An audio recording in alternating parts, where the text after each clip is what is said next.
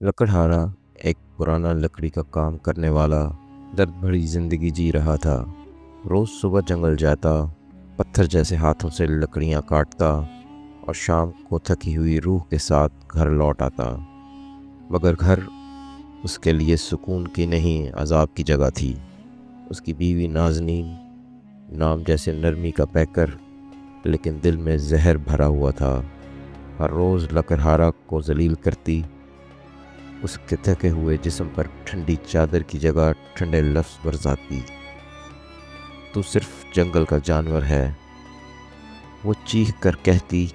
हर ठोकर, हर ताने के पीछे एक कड़वी साजिश छुपी थी। उनकी छोटी बेटी आयला सिर्फ 8 साल की थी, मासूम, खामोश, लेकिन सब कुछ महसूस करती थी। हर रात में बाप की चीखों पुकार सुनकर वो कोने में छुप जाती थी।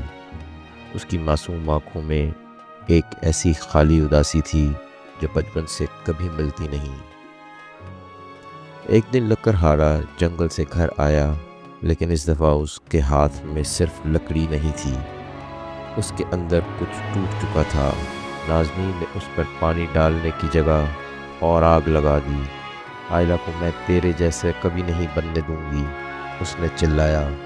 उस रात बिजली नहीं चमकी, लेकिन कुछ जल गया। सुबह गांव वालों ने सिर्फ राख देखी। जले हुए घर की दहलीज पर सिर्फ एक छोटी सी लकड़ी की गुड़िया मिली, आयला की। कहा जाता है लकड़हारा आज भी जंगल में रहता है, लेकिन अब वो लकड़ियां नहीं काटता, सिर्फ खामोशी से जख्म गिनता रहता है और एक गुड़िया की मुस्कुराहट ढूंढने लगता है जो कभी उसके घर में होती थी।